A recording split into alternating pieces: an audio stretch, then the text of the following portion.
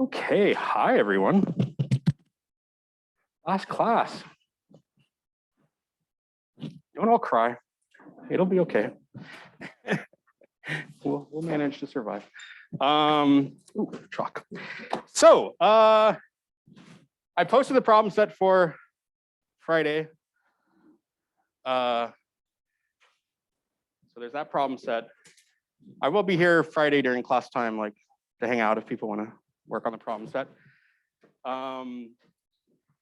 And I will send you the final sometime in the next 48 hours, 24 to 48 hours.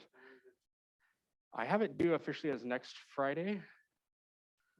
I think our final is officially scheduled for Sunday. So if you want extra time, I'll probably put a grace period, like a 48-hour grace period on Gradescope in case people need more time.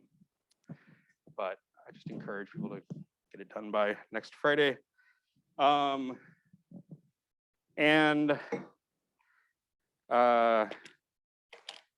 Yeah, and sorry I haven't sent you the feedback on the nice write-ups of the first exam. I will definitely do that.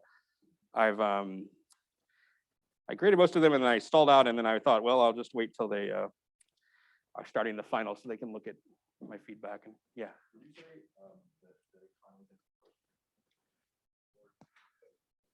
No, it's going to be posted. I mean, I'm saying tomorrow, but it might be Friday. But you'll have at least a week from when I post it. So, okay, sound good? Any other questions about anything? Yeah. All right. So I just want to talk about Taylor series a little more. And we actually covered quite a lot Monday.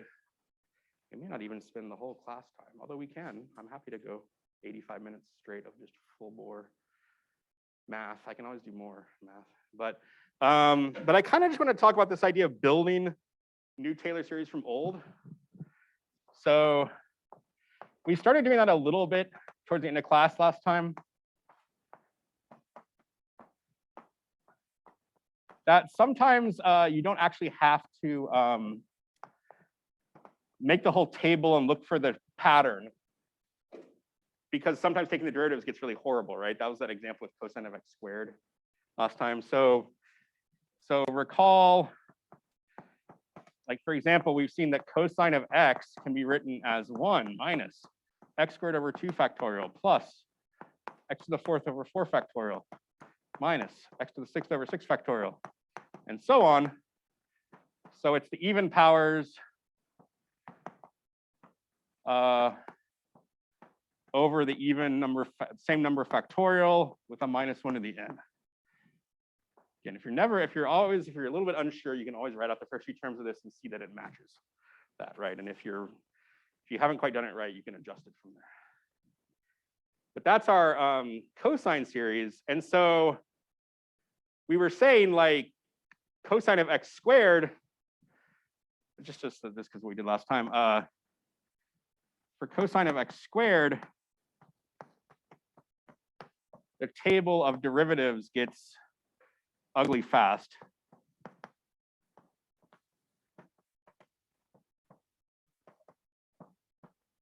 Yeah, I kind of was just saying this without really writing it down last time, so let me write it down a little more carefully. So instead, replace x with x squared above. That's like the simpler way to do it. We can just replace x with x squared here everywhere. So instead, so cosine of x squared is 1 minus, so I'm just replacing x with x squared everywhere. That's kind of the easiest way to do it. I talked about sort of thinking about it like a u substitution or something, but which you can, but I also just like think we're probably sophisticated enough to just be able to do something like this. Right, and so that is really just 1 minus x to the 4th over 2 factorial plus x to the 8th over 4 factorial minus x to the 12th over 6 factorial, and so on. And you can tell also that if you replace x with x squared here, right, that it's, I mean, I could just do that also. I could do that in 2 steps if I wanted to. So x squared to the 2n over 2n factorial, which is really just, you're just going to multiply the powers, right? So it'll be x to the 4n. And again, you can check that this is right. You're basically getting the multiple of 4 powers of x instead of the even powers of x, right? So this is a nice thing. Again, like just don't, once we have our basic ones, it's like we almost don't want to have to make the table again because it can get really, it can become a problem. Right. So that's one way to build a new Taylor series from an old, just to like use, just to literally replace the variable with something. But there are other ways, like I talked about, or like I mentioned before, like there are lots of things you can do. So let me do something, well, let me do sort of the easier thing first. So like, so that's kind of like one, I guess maybe I should just use as like techniques. Like this technique is like the first technique, which is like replace x with something. It's kind of vague, but you know, that's kind of the first technique. And by the way, sometimes you'll see something like, oh, like, maybe it's another example just before we move on from this. Like x squared e to the negative x squared, right? If I wanted to do that as a Taylor series of that, that would also be annoying to do the derivatives, right? But e to the x, we know is this guy, 1 plus x plus x over 2 factorial plus, so this is the one with all the powers and all just plus signs, which is the sum x into n factorial. So if I want x squared times e to the minus x squared, well, we could actually build it up in stages, right? We could get e to the minus x squared first, and then just multiply by x squared. Does that make sense? So e to the minus x squared is, and then again, you're just going to replace x with minus x squared everywhere.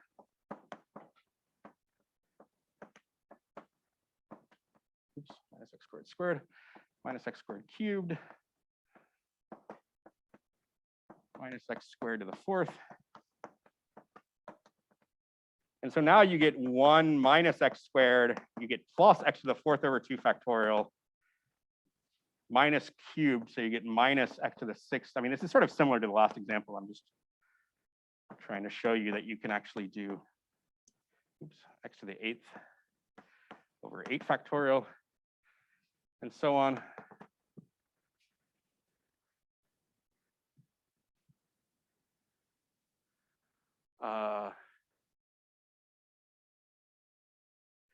Actually, I'm going to change this example. Let me make it a little more interesting.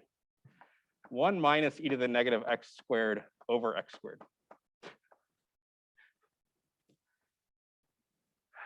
Because now I have an expression for e to the minus x squared, right? So what is 1 minus e to the minus x squared? Well, that's 1 minus this whole thing. So minusing this whole thing will change all the signs, right? Make this minus plus, minus plus, minus plus.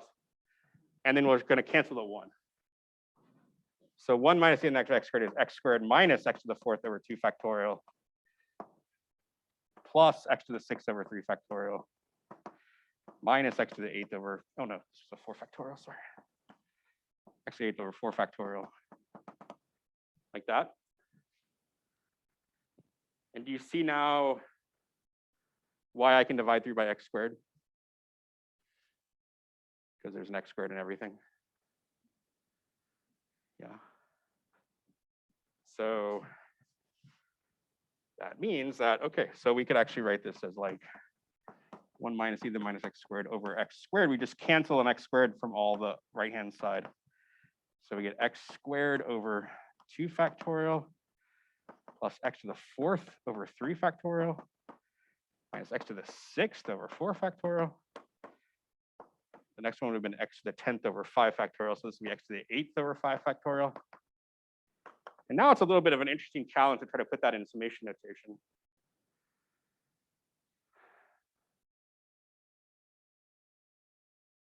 Yeah.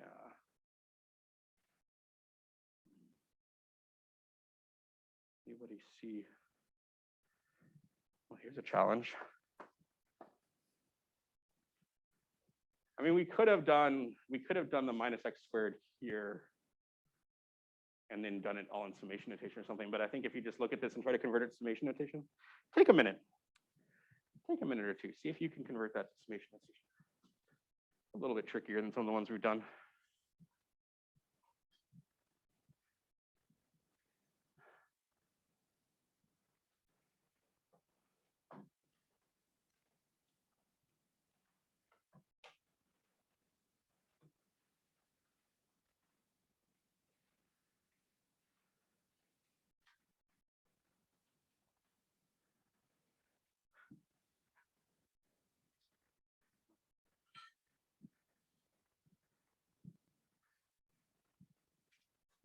I'll write this just to 0 to infinity. 0 to infinity. So it would have been minus x squared here.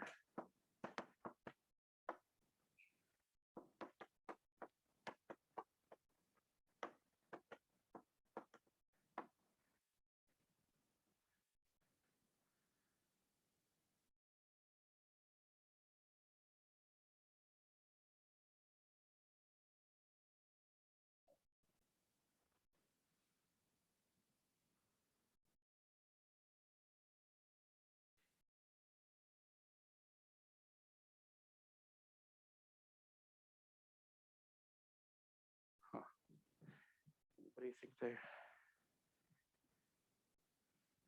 have the patterns of the exponents and the denominators? Because it's kind of a weird way to trying to match up the exponent with the number of factorial. Yeah.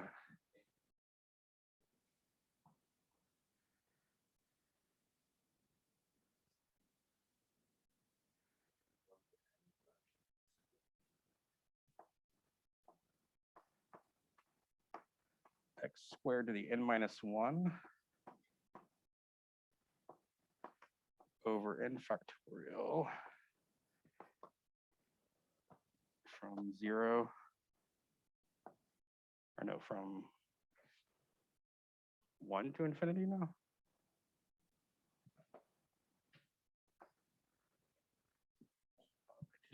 That looks pretty good. I mean, you could rewrite this as x to the 2n minus 2. You just multiply the exponents, right? Now it's going to start at 1 because we actually canceled out the 0th term when we subtracted the 1.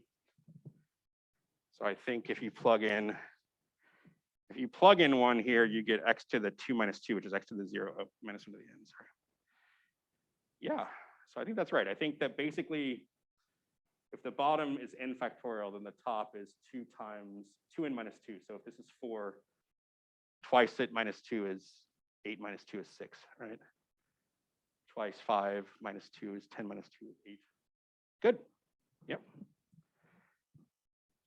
So right, so you can start to write down these Taylor series for various. Yeah. Some of it is just this replacement, this symbol replacement game. And then some of it's the sort of trying to put things into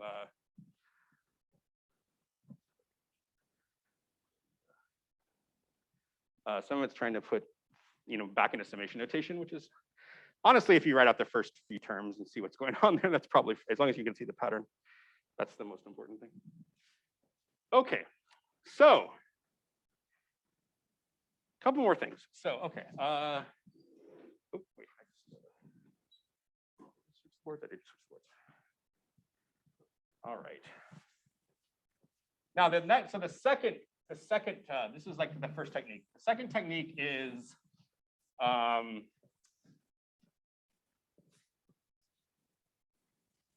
we talked a little bit about differentiation and integration term by term. It's actually fun to see. I had you do it on a problem set with e to the x. There's a Taylor series for e to the x. If you differentiate it, you get back the same thing. So 2, differentiate, integrate term by term.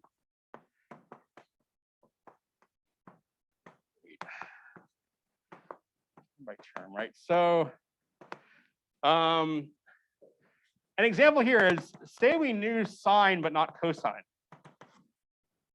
Right? Say we knew the Taylor series for sine but not the Taylor series for cosine.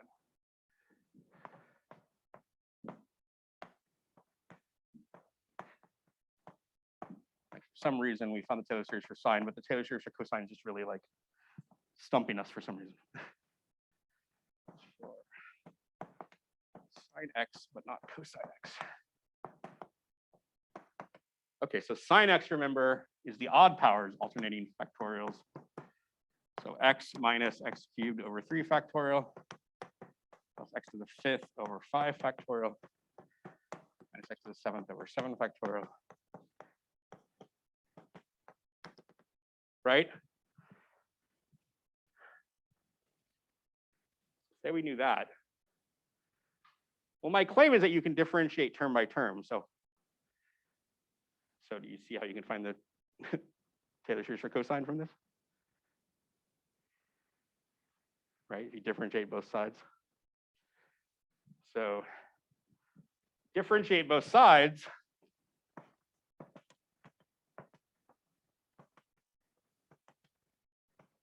And you get cosine on the left.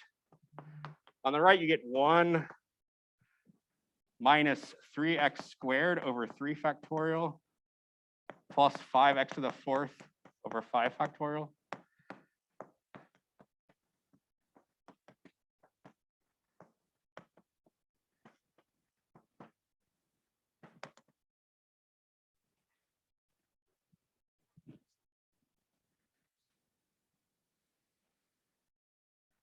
I think this should be compelling.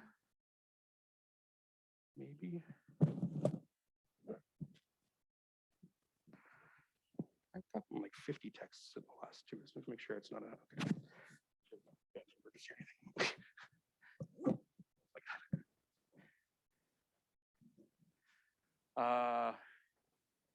Yeah, is this compelling? Do you see how this simplifies? All right, what is like 9 over 9 factorial? Yeah, 1 over 8 factorial, right? Because the 9, this is 1 through 9 multiplied together. So 9's canceled. You're left with 1 through 8 multiplied together. So that's right. So this gives you. So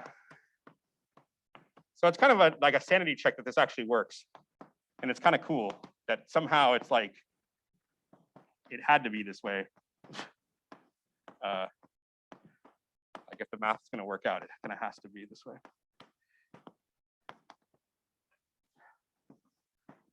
Confirmed. Okay, so that's kind of exciting. I know you're excited. Don't act like you're not. I think I mentioned this maybe at the very end of class last time, but this is actually a nice way to derive the series for natural log.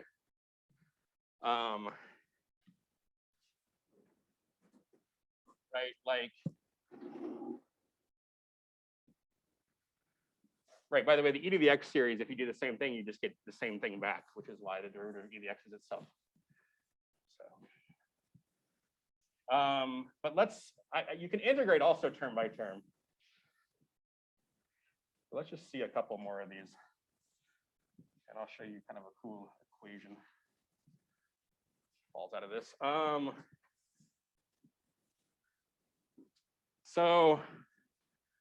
Yeah, example. Natural log of 1 plus x. Right, we keep using 1 plus x because natural log of 0 is not defined. So we want to shift it over by 1. If we're doing, most of these like famous ones are at 0 or expanded at 0. So the thing is like, it's like, what does this equal? You can do the table, that's fine. You guys did the table for this one on, I think, on the homework and in class. But what you might notice is the derivative is just 1 over 1 plus x, right? And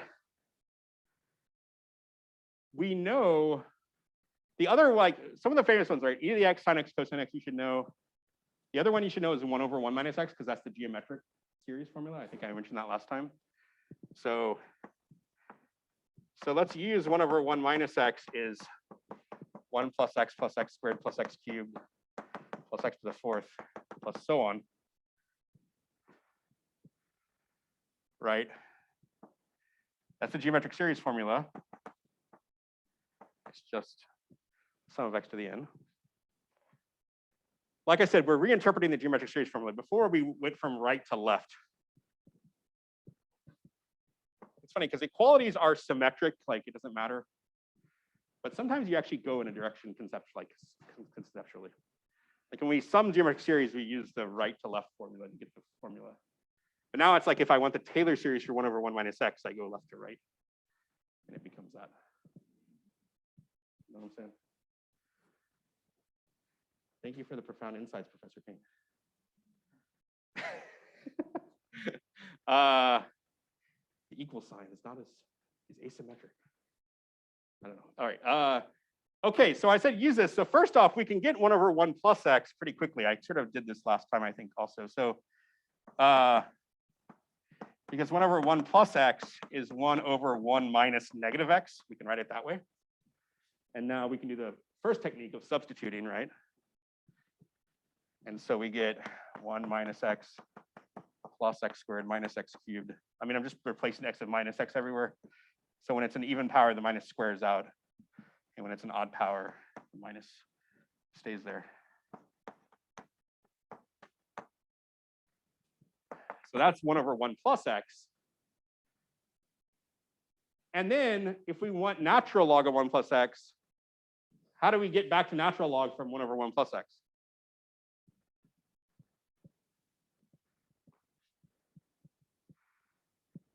Do this. What does that mean? Integrate? Integrate. Yeah, we know that, or antidifferentiate. Yeah, actually, it's even better. So we know the derivative of this was this. So the antiderivative of this is that. So integrate both sides.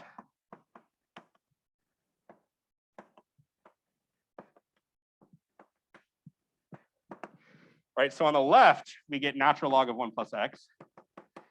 And then on the right, we get x, actually, leave a little space after the equal sign.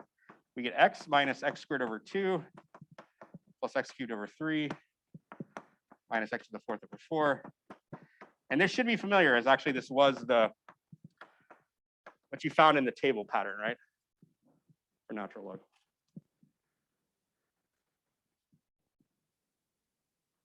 I should say something. When you integrate, what happens? What do you pick up? What did I leave out here when I integrated? What do you always have to add? Plus c.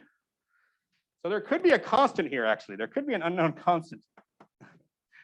It really should be c plus all that, if I integrate term by term. Because there could be something that's constant that when you differentiate goes away, right? If I differentiate this, I still get the thing above it. So how do we find the constant? Well, we just need to plug in a value for x, right? What's a good, easy value of x to plug in to make this simple? 0, right? We could plug in 0. So find c, plug in 0. Find c. Plug in x equals 0. So we get natural log of 1 plus 0 equals c plus a bunch of zeros. Natural log of 1 is 0, so that means c is 0. So that's not that exciting, but you still have to do it because it could be, there could be other examples where like the c is something. Because it does have to go through the same height. Okay, so in fact, we just get, yeah, we get what we had before for the natural log. One thing worth noticing here, this is actually something I kind of want to do, like getting down towards like the end, like kind of some of the cool things that we see. is you do get, I said we can't really sum infinite series most of the time. But actually, if you can recognize an infinite series as a Taylor series, you can find the sum. And here's the thing I would say, notice something cool. We plugged in x equals 0 to find that. What if we plug in x equals 1 here? Let me just go up here. Plug in x equals 1. The left-hand side is natural log of 2, right? But then the right-hand side is 1 minus a half plus a third minus a quarter plus a fifth minus a sixth, and so on.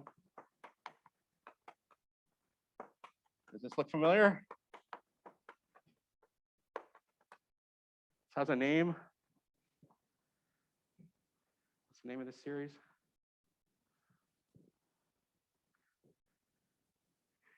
You've seen it before.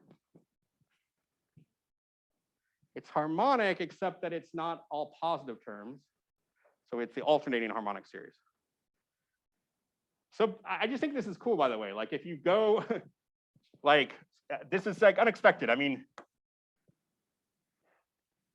E wasn't really known until like the 1600s, 1700s, named after Euler. But you know, people could have thought about this since ancient times. Like, what if I add 1, subtract a half, add a third, subtract a quarter, add a fifth, subtract a sixth? And it's like, what is that honing in on? And we know the answer now. It's natural log of 2. And if you do like a million terms of this and you compare it to natural log of 2, what the computer tells you, then you'll get the same thing. So that's kind of neat, right? So this is kind of just, there's like cool equations. I mean, this is kind of what's like, I mean, there's all these applications of Taylor series, but I think this like kind of one of the cool things is like, you get all these kind of amazing equations, like expressions for numbers. Like we don't have a lot of good access to what the natural log of 2 is, you know? It's the power that you raise e2 to get 2. But e is also a weird number. I said this before with I've erased the e to the x series, but like, you know, the fact that e to the x is 1 plus x squared over 2 factorial plus x squared over 3 factorial plus so on. If you plug in x equals 1 here, I think I've said this already, but you plug in x equals 1 here, you get e equals 1 plus 1 plus 1 over 2 factorial plus 1 over 3 factorial plus 1 over 4 factorial, 1 over 5 factorial, etc. So that's like a way to realize e as the sum of the reciprocals of the factorials, which is also just very strange. Strange, right? I mean, it's cool, but it's strange. Like this is a way to find e. It's the sum of the, I mean, this is really 1 over 0 factorial, 1 over 1 factorial. So it really is the sum. I mean, we could write down e as, yeah, we could write it this way. E is the sum of 1 over n factorial. I bet you didn't know this before the semester started. Look at what you've learned. So exciting. All right, one more. One more. We got to get pi. We've done e, we've done natural log of 2. We got to get something for pi, right? Pi is a cool number. Be nice to find some way to write down. How do you approximate pi? I mean, it's kind of hard. You draw a circle really, really carefully. Measure the radius and the diameter and the circumference and divide one and the other. Well, we're gonna have a way to get pi also. Okay, so here's an example. Actually pretty similar to the previous one. It's just math works out a little differently. You might not think that you would care about what's the Taylor series for arc inverse tangent function, but it turns out it's kind of nice. So here's the thing. Do you remember the derivative of arctan? Can I have instant recall? The derivative of arctan? No.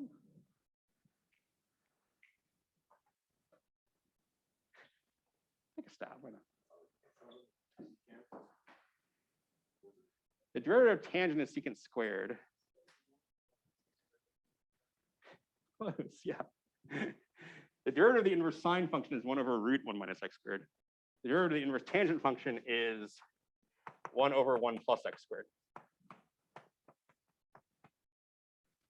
So it's kind of funky. It turns out it has this nice derivative that doesn't have anything to do with trig functions, which is weird. Definitely talk about this a lot in like Calc 1 because I think it's fascinating.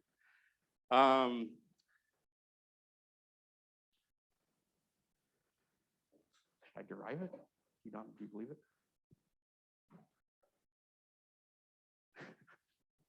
I feel like I have to. I feel like I have to, guys. You made me do this. Did I not do this already in this class? Y equals tan x, right? Nope, that means x equals tan y. Differentiate both sides with respect to x. d dx of x is d over dx tan y.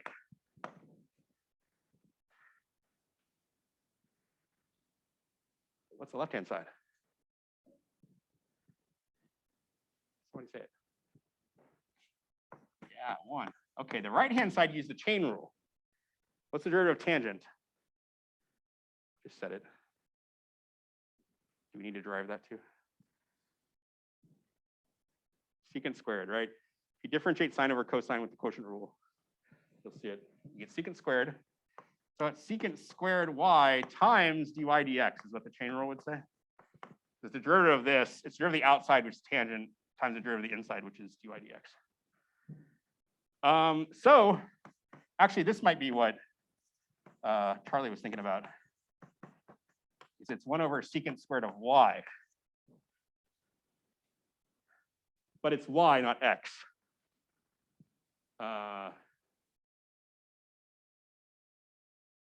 Right, and okay, here's the thing to remember. Sorry, I'm just sine squared plus cosine squared equals 1. If you divide both sides by cosine squared,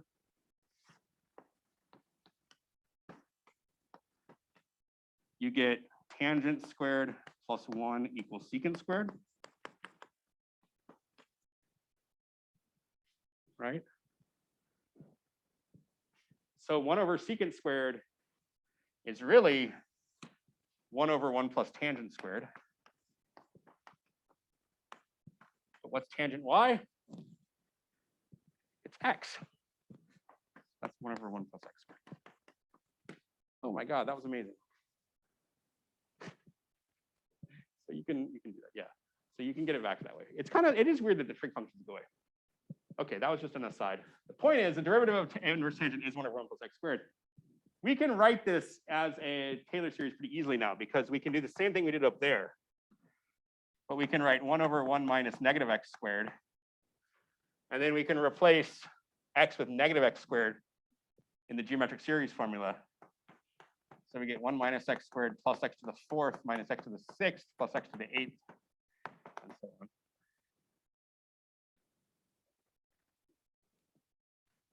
And now to go back to the inverse tangent function, we just integrate both sides.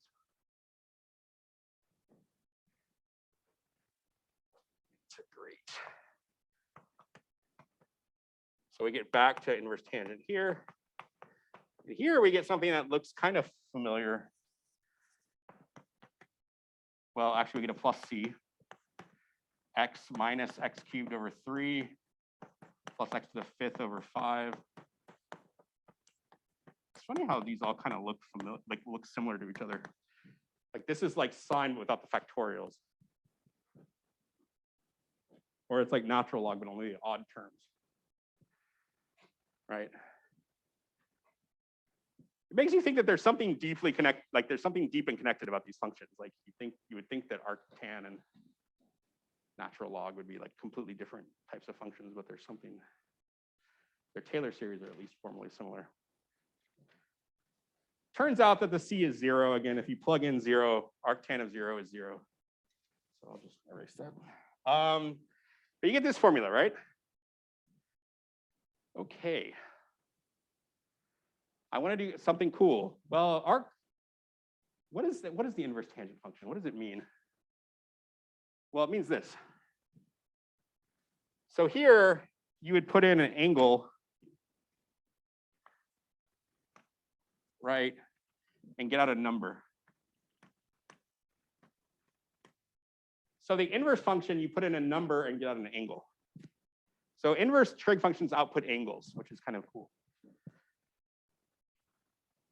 Right, I could do this, so like, yeah. Okay, so what if we plug in 1? Let's plug in 1 again. We did that up there and there. Plug in x equals 1. Well, we get arctan of 1, inverse tangent of 1, is 1 minus a third plus a fifth minus a seventh plus a ninth. So again, that kind of looks like what we did with the alternating harmonic series, except it's odd. It's odd. It's just the odd denominators. But we need to know what arctangent of 1 is. So that's an angle whose tangent equals 1. Right. Arctan of 1 equals theta. Inverse tangent of 1 equals theta means tangent of theta equals 1. Tangent is opposite over adjacent, right? So if the ratio is 1, what's the angle?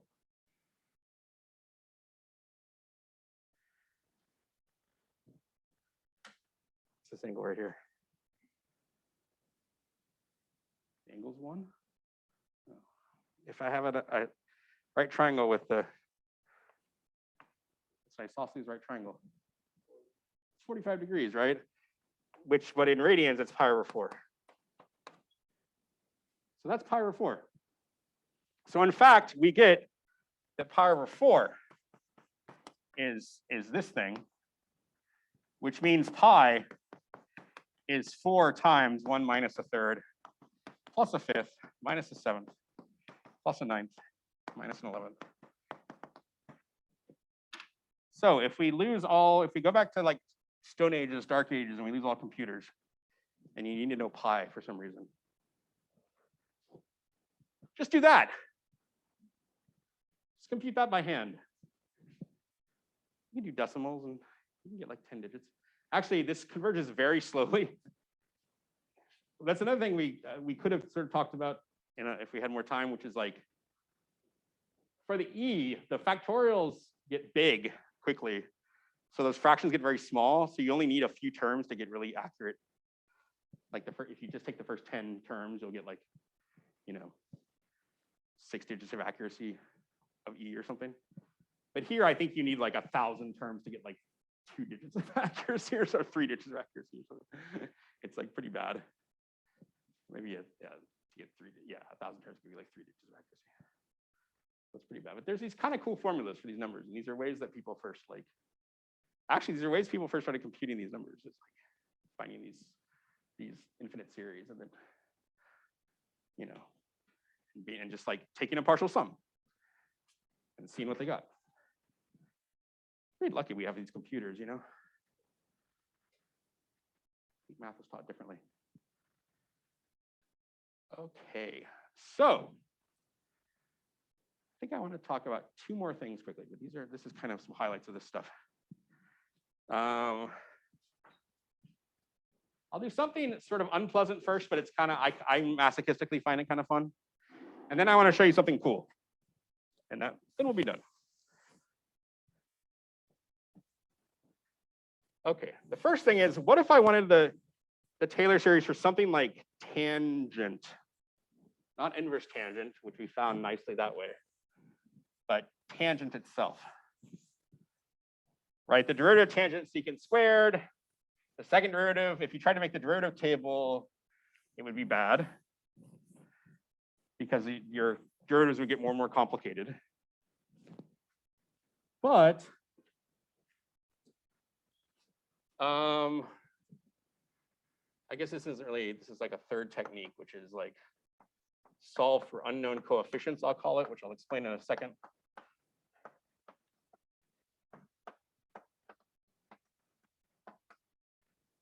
I'm probably not gonna like this. So tangent of x is what? Like, what's the Taylor series for that? As I said, like make the table, you can make the derivative table and sort of start to figure it out, but it gets unpleasant. But it's sine x over cosine x. So I could write as a Taylor series divided by a Taylor series, but that doesn't look pleasant, like having an infinite series in the numerator and denominator. Do you want to deal with that? Maybe not. Okay, but we know these two. Let's just call this something unknown. Let's say this is like a naught plus a1x plus a2x squared plus a3x cubed, and so on, right? So now what you could do, if you really wanted to try to start finding these, is you could rewrite this as, if I multiply the cosine over here to this side, then you could say tan x times cosine x equals sine x. And now I can plug in all my infinite series.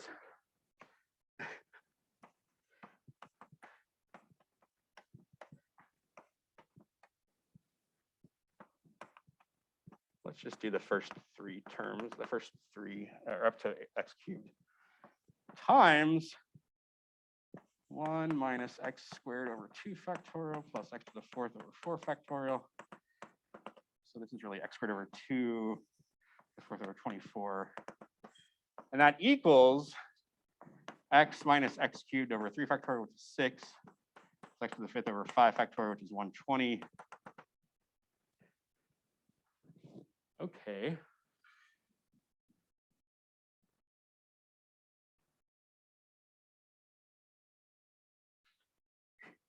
Probably what I should have done first is like talk about multiplying Taylor series. Because I want to multiply the left-hand side out. Sound fun? Infinite FOIL? Infinite FOIL! Yeah? Let me back up for a second and just say, what if I wanted like the Taylor series for e to the x times cosine x or something like that? Right, again, doing the derivatives would suck. But let's just think about this. If I replace this with the Taylor series,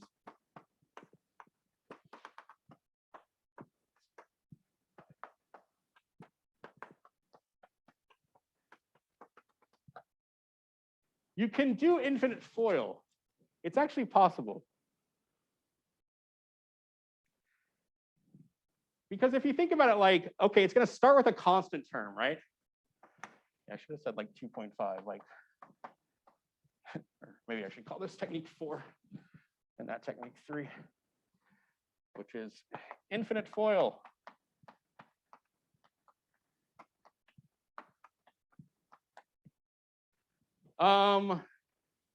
There's a constant term, right? How can you get a, so the product, you're gonna, if you FOIL this out, remember what FOIL really is? If I have like a plus b times c plus d, it's really, you can multiply this times that or that. Like this a, you can multiply by c or d. And b, you can multiply by c or d. And so that's just this, all the possible combinations of one thing from here and one thing from here is what FOIL is. Yeah, fair. I like 2 choices here and 2 choices here. That's why there's like 4 terms. First, outside, inside, last.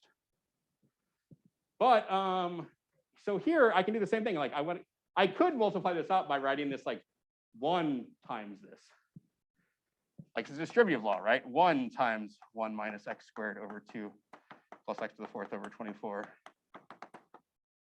plus x times 1 minus x squared over 2 plus the fourth over 24 minus dot dot dot plus x squared over 2 times same thing, plus x cubed over 6 times this. That's really what the FOIL is. It's using the distributive law over and over again. And then we would continue, right? And if you start working this out, you can sort of find all the constant terms, and then you can find all the x terms, and you can find all the x squared terms. You can find all the x cubed terms and so on, right?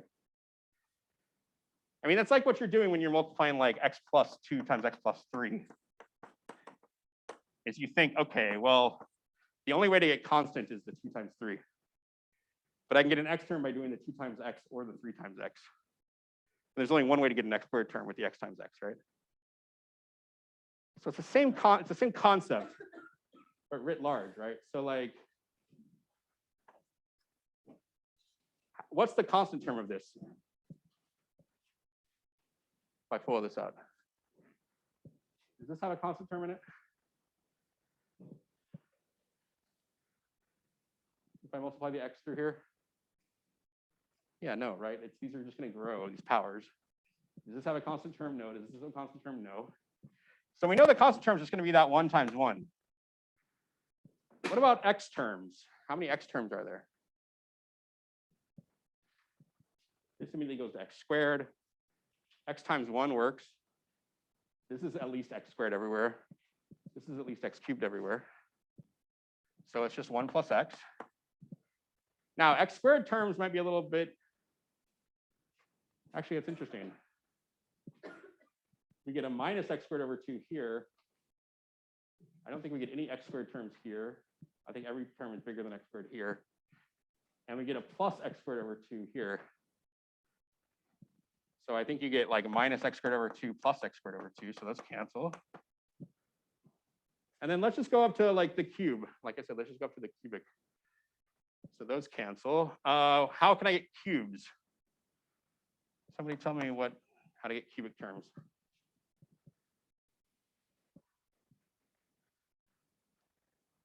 You see any x cubes? Yeah. Someone tell me an x cubed somewhere. Yeah. Negative half x cubed plus 1/6. Oh wait, so here we get x times. Yeah, so this is you did this. So that's one way to get an x cubed. And you said the other way is X, yeah. right there. So you get x times negative x squared over 2, or you get x squared over 6 times 1. Here, these are all even powers. The next ones are going to be all bigger powers. So there's a minus x cubed over 2 plus x cubed over 6. And then plus dot dot dot. We don't care. It's at some point, that's the thing, is this is kind of ad hoc. This isn't really like formulaic. I mean, there are ways you can make a computer do it, but we get 1 plus x. We said the x squared terms cancel. And we get x cubed over 6 minus x cubed over 2, which I think is minus x cubed over 3. So you know how it starts. That's what I'm saying. You could multiply out Taylor series. Okay. Fun. So that's the thing. You can like do this. You can at least find the first few terms of a Taylor series by just sort of doing this infinite FOIL thing. You don't even have to write out this middle step. You can just start to look at these and say like, okay, how can I combine to get like, but the only way to get a constant is here, is this and this. The only way to get an x is this and this. There are 2 ways to get an x squared, this times this, or this times that. There are 2 ways to get an x cubed, x times x squared, or x cubed times 1. And you can just keep going through it from there, you know? Okay, so now back to this one. If I wanted to find the Taylor series for tangent, I could infinite FOIL the left-hand side and then set it equal to the right-hand side and try to solve for the unknown coefficients.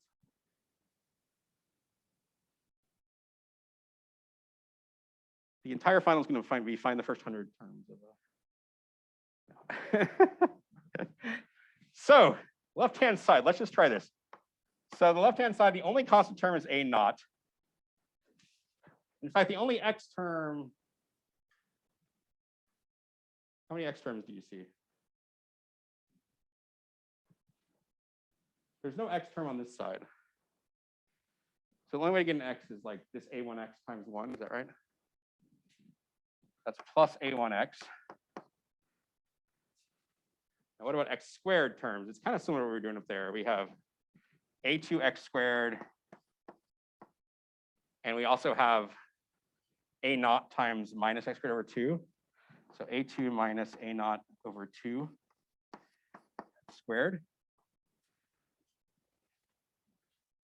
I don't want to get too far ahead of you guys. I just want to make sure you believe this. What I'm doing. There's more terms. I'm just saying like up to x squared. You agree? Any questions about what I'm doing? Now, what about x cubed? Well, I certainly can get a3x cubed. Is there another way to get x cubed? No?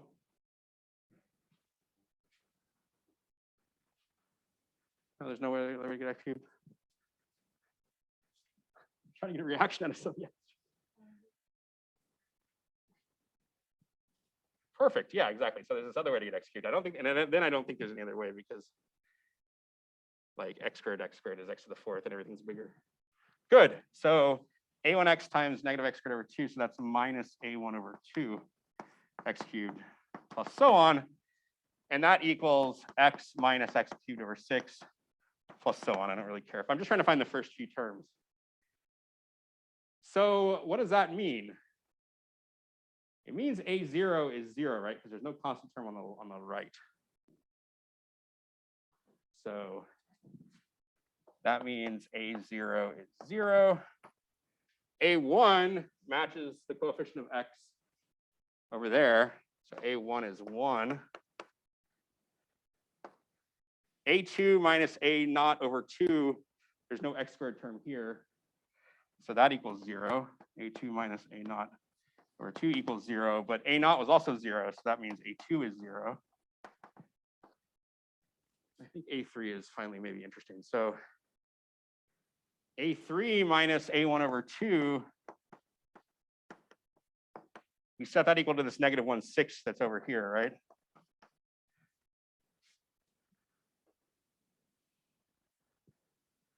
Was the 4th one that's interesting? I thought there was like a 2/15 in here somewhere. Should have kept going, right? a3, that's a half minus a 6th. This is the 3rd. I'm sad we didn't do a4. We should do a4, right? I can feel that you really want to. I can feel the palpable feeling in the room of like, we have to go further. Please, please don't leave us hanging. So I can get so there's an a4x to the 4th here. Just try it. So a4, I can get, how else can I get an x to the 4th?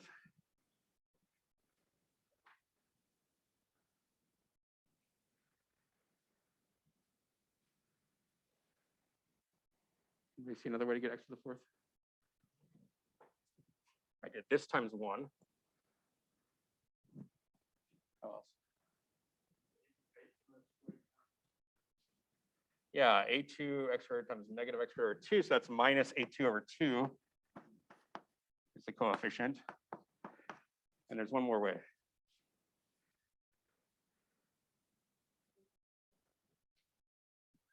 Yeah, a naught times x to the 4th over 24, right? And from then on, everything's bigger than the 4th power. So plus a naught over 24. Oh wait, that's 0 again. All the even ones are 0. We got to do a5. Should we? Do you want to? No? I just feel like these coefficients are so boring. 1 and 1/3. Don't we want to see what a5 is?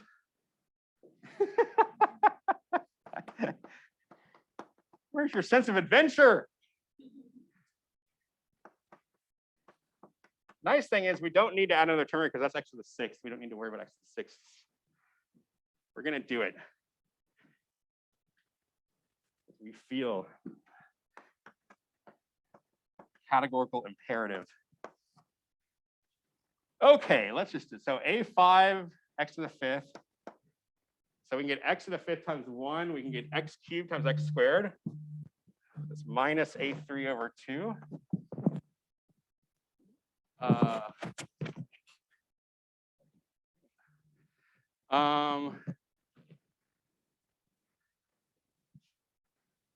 And then x times x to the fourth also.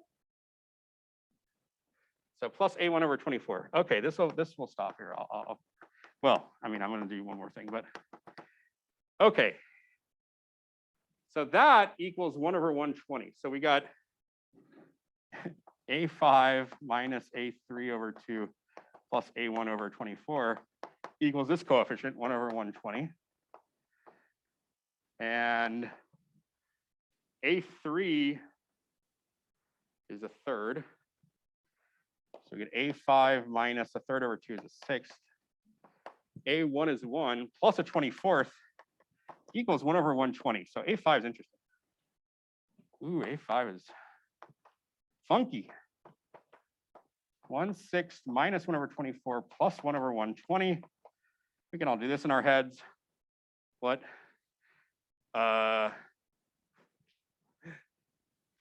Oh man, wait, this isn't even divisible by, no, this was by 6, 20 times, right? So this is 20 over 120, 5 over 120, 1 over 120. So that's 16 over 120. 120 is actually 8 times 15. So that can cancel an 8 on the top and bottom. 2/15. How did I know that? That's disturbing. Didn't I say 2/15 or something? I was like, wasn't there a 2/15 or something there? This means I do too much, spend too much time doing these things. So let me just, oh no. Can't even see the bottom of that board. Oh, that sucks. Okay, well, you can kind of see the 2/15s there. The point is, okay, I'll stop torturing you all. My last chance to torture you. Because we're not having a sit down final, and usually I can drink the tears of students during a sit down final and sustain myself for a month, but we're not doing that. So, okay, so my last chance. So tan x, basically to recap, is at least it starts a1 times x, no 0 times no constant term, 1 times x, no a2 term, no x squared term, plus a third x cubed, no a4 term, plus 2/15 x to the fifth. So these are things you can figure out. It's possible to do. Okay. So it's just interesting. I just think it's kind of cool that there's like ways to, if you're really dead set on this, I mean, there's even some structure there. Probably all the even ones are 0. And you might even be able to some recursive relationship for the odd ones and get something kind of nice and calculate more, you know? You felt like it. Final exam will be the first 100 terms of this. Okay. That joke once too often. Okay. There's one thing that I have to like. There's one last thing. That's like, it actually, there's something that should bother you.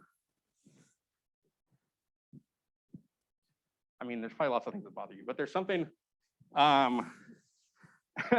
about some examples of Taylor series we've seen. Like, think about e to the x, sine x, and cosine x. Don't they all look kind of the same?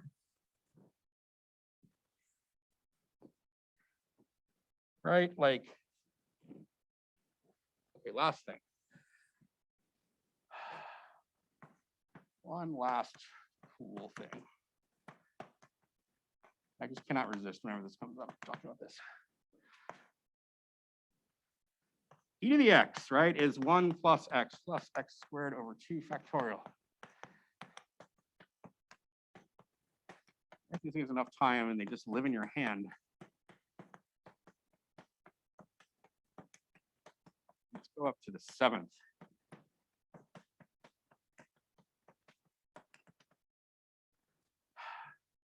cosine of x.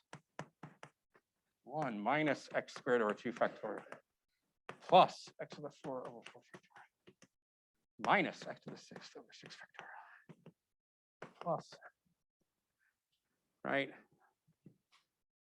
Sine x is x minus x cubed over 3 factorial plus x to the 5th over 5 factorial. It's the odd ones, right?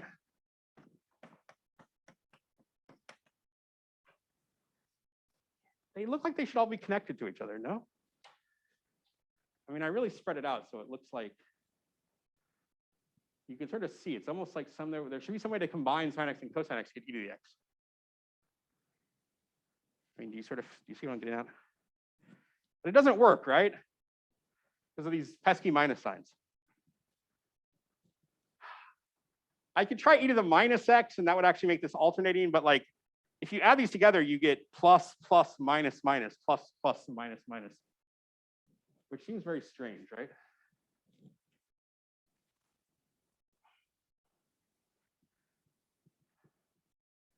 So here's what you have to do. You have to use the square root of -1, I. I is an interesting number. You guys all friends with I?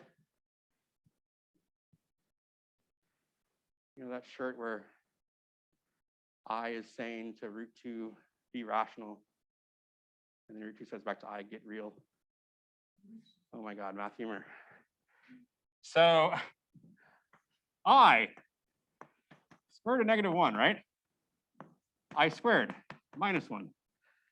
I cubed, we get minus the square root of -1 because it's minus I, right? Because it's I squared times I. I to the 4th, it's I squared squared, -1 squared is 1. It's supposed to be the letter I. I don't know why they look like weird tens.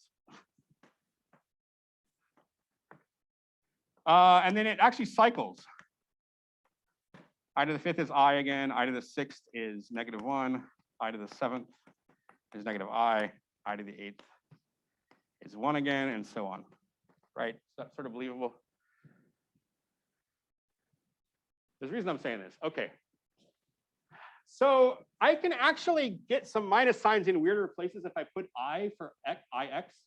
Instead of x, I put ix in, because I can get like I squared here, I cubed, I to the 4th. Right? Is that fair? Fair thing to say?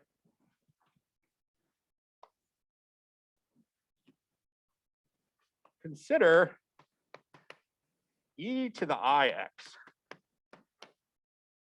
You guys know about complex numbers? How many people are like, yo, complex numbers? We're like this. You know? You know that they're like 2-dimensional? That there's like a complex plane? People like how they do that. They don't teach you anything anymore, do they? Let me just say this first. Before I write e to the ix. Ooh, I'm already, okay. Before I write e to the ix, complex numbers.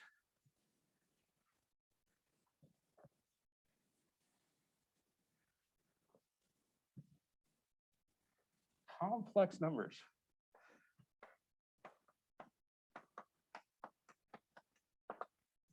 A plus bi, where a and b are real numbers. So this is called the real part. This is called the imaginary part.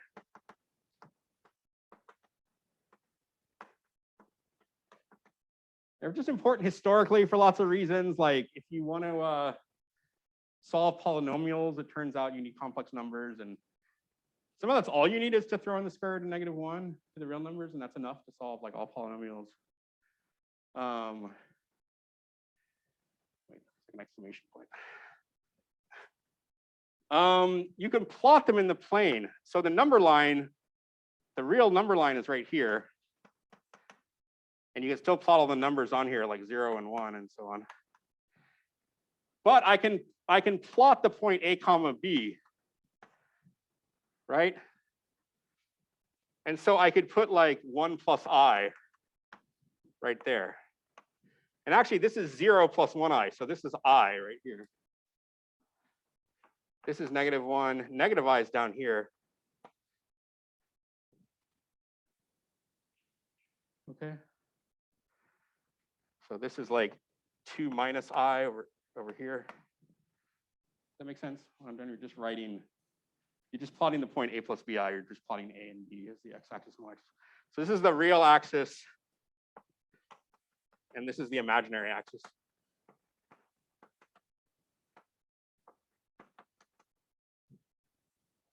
Okay. By the way, the powers of I, notice what they do. Like you get I, and it goes down to here, to -1, and then I cubed is negative I, and then I to the 4th is 1, and then I to the 5th is I. So actually, the powers of I cycle around with this, which is kind of nice. Okay. I think that's all the background you need to understand what I'm about to go through. So let's replace x with ix. And let's just see what happens. I claim something kind of neat happens. And you might get a formula you've seen before, but you might not have seen it before, but it's a very important formula in mathematics. It's one of the, some people think it's the most, well, part of the most beautiful formula in mathematics. So you do the ix. So we're going to replace x with ix everywhere, right? 1 plus ix plus ix squared over 2 factorial plus ix cubed over 3 factorial. I need to write probably 6 terms to see this, or maybe 8. Ugh. Almost. One sort of magical thing we're going to see, and then we'll be done.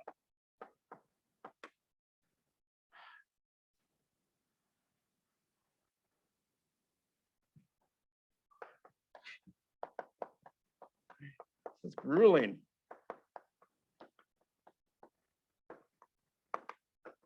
Okay. Here's the thing.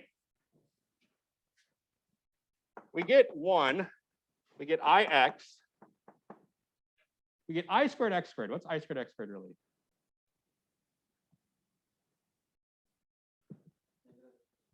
Yeah, I squared is -1, so this is minus x squared over 2 factorial. What do we say I cubed is?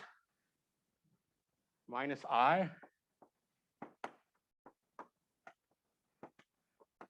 I to the 4th is 1.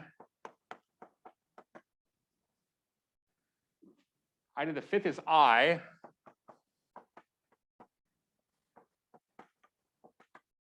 I to the 6th is -1.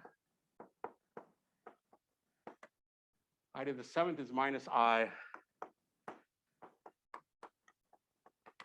I to the 8th is 1.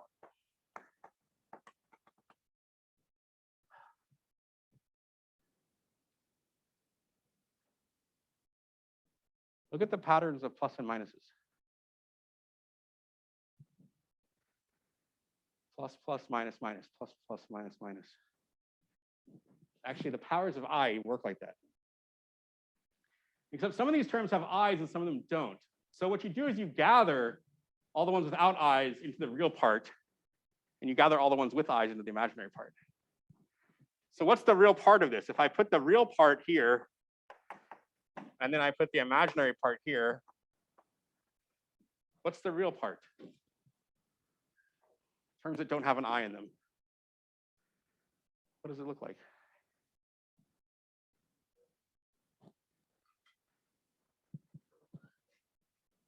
Looks like cosine, right? Like this, let's do the terms first. So it's 1 minus x squared over 2 factorial plus x to the 4th over 4 factorial.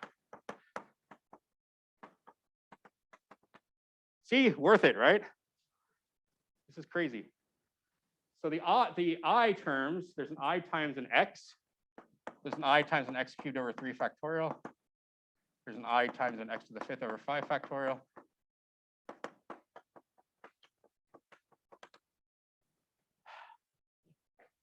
So the real part is cosine. That's what you said, and the imaginary part is sine. So this equals cosine x plus I times sine x. And that's e to the ix. This is actually one of the most famous formulas in mathematics. It's Euler's formula.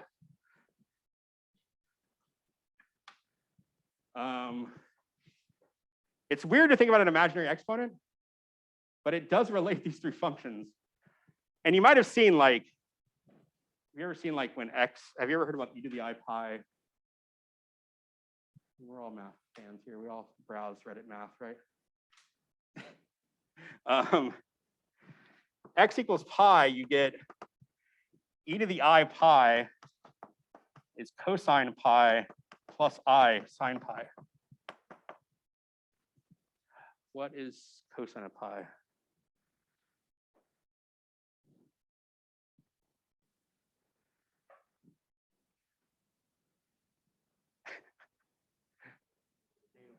-1. What's sine of pi? 0. So e to the I pi is -1.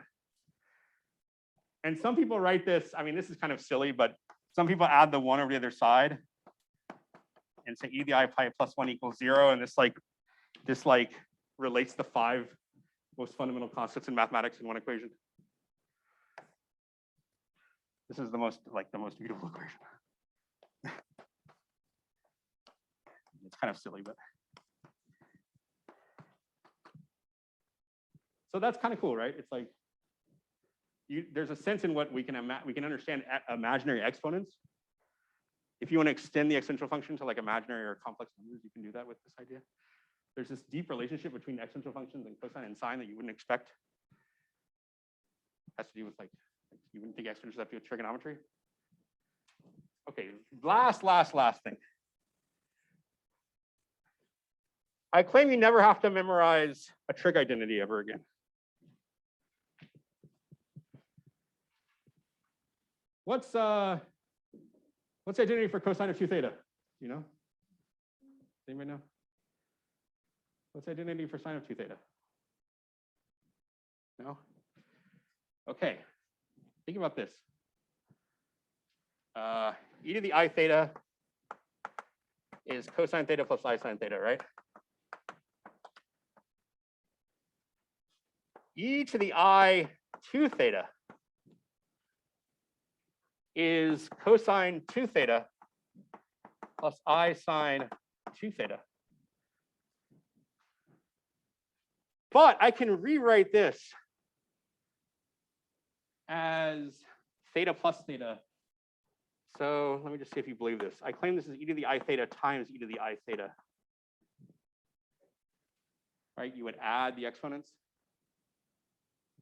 So you get 2 thetas when you add them with I.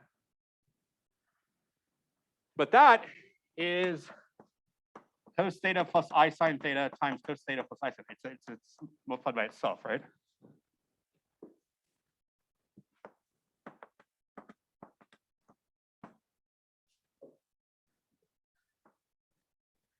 feel like I'm really bringing the calculus to calculus. Calculus means like calculation techniques. FOIL, not infinite, don't worry, not infinite FOIL. What do you get when you FOIL this? You get cosine theta times cosine theta, right? Cosine squared. You get I sine theta cosine theta plus I sine theta cosine theta. So you get I times 2 sine theta cosine theta.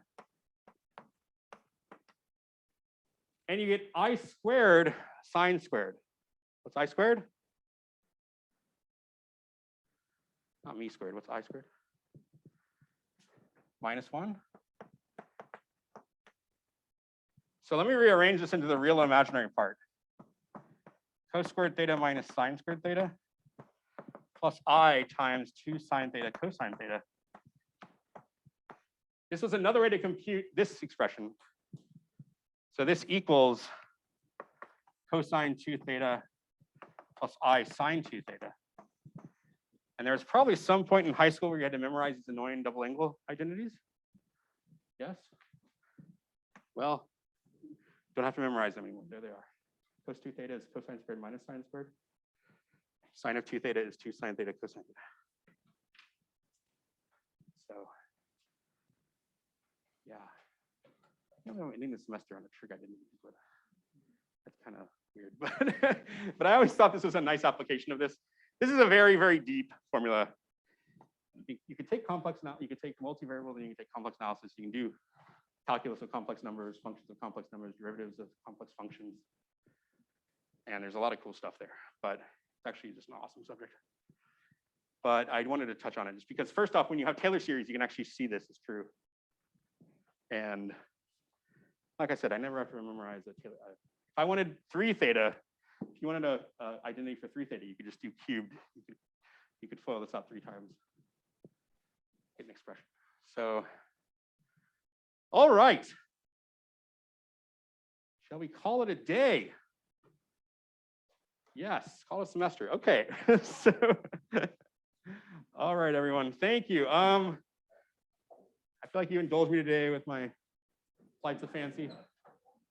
But math is cool. That was my point. A lot of cool math. And so, like I said, I'll have, I sent that email about office hours are a little abbreviated. Like instead of 2:30 to 4 today, I can only do 2:30 to 3:30. But I'll be here Friday like normal, and then you can do the problem set. So thanks, everyone.